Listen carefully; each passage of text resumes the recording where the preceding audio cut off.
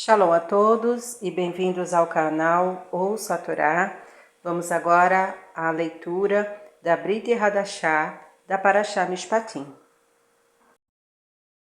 Bendito sejas, Adonai, nosso Deus, Rei do Universo, que nos deste Yeshua, teu Filho, como nosso Messias, nosso Redentor, nosso Salvador, nossa expiação e nosso Senhor, e que deste os livros da nova aliança ao nosso povo e a todos os povos. Bendito sejas, Adonai, que concedes salvação em Yeshua, o Messias. Mateus, capítulo de número 5, do verso 38 ao verso de número 42.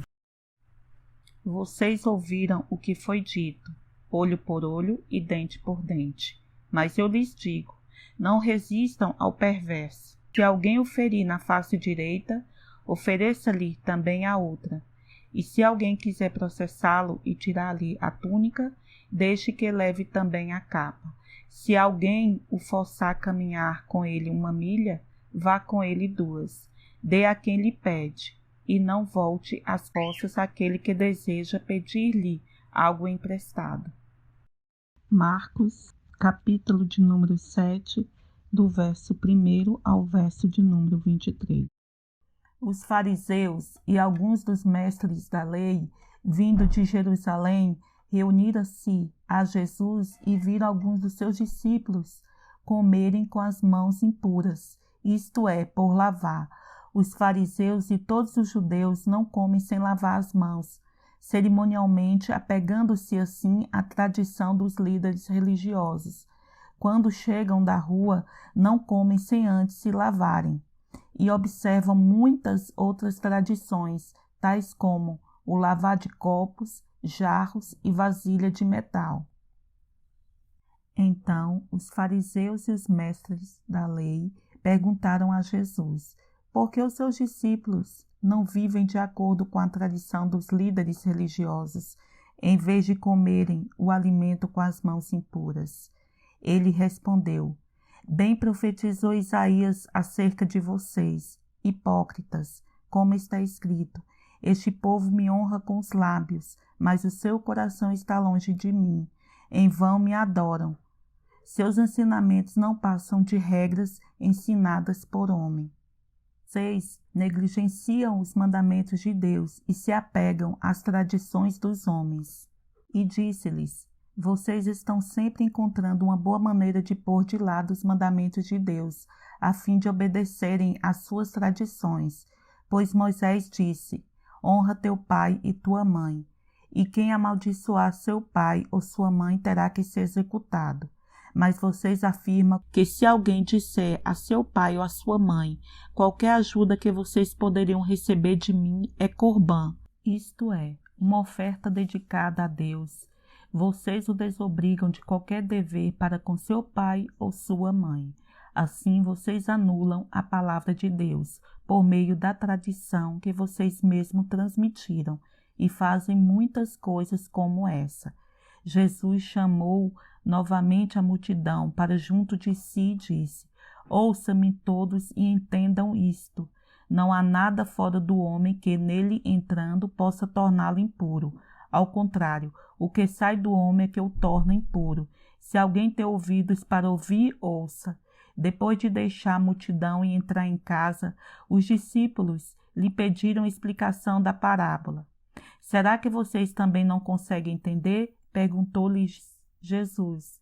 Não percebem que nada que entre no homem pode torná-lo impuro? Porque não entra em seu coração, mas em seu estômago, sendo depois eliminado. Ao dizer isso, Jesus declarou puros todos os alimentos e continuou: O que sai do homem é o que o torna impuro, pois do interior do coração dos homens vêm os maus pensamentos, as imoralidades sexuais, os roubos, os homicídios, os adultérios, as cobiças, as maldades, o engano, a devassidão, a inveja, a calúnia, a arrogância, a insensatez. Todos esses males vêm de dentro e tornam o homem impuro. Todos esses males vêm de dentro e tornam o homem impuro.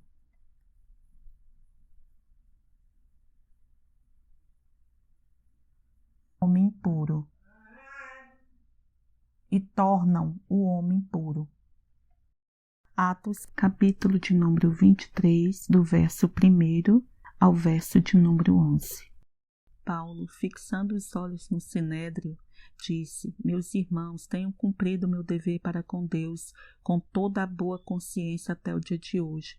Diante disso, o sumo sacerdote Ananias deu ordens ao que estavam perto de Paulo para lhe batessem na boca. Então Paulo lhe disse: Deus te ferirá, parede branqueada.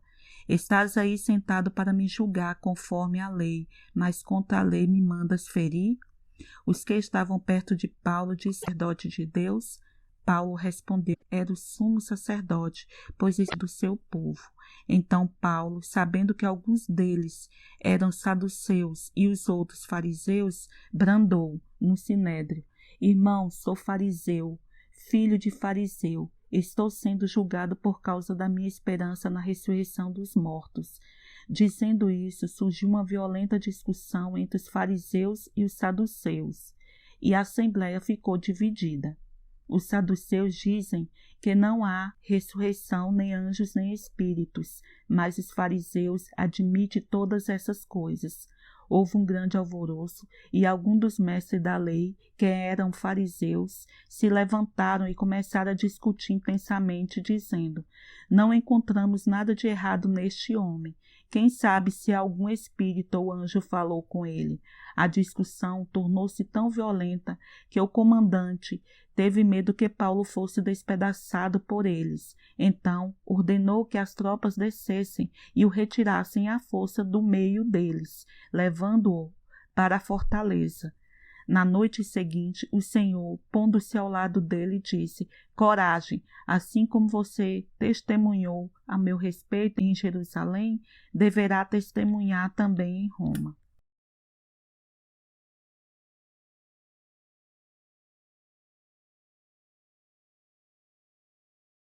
Hebreus, capítulo de número 9, do verso 15 ao verso de número 22.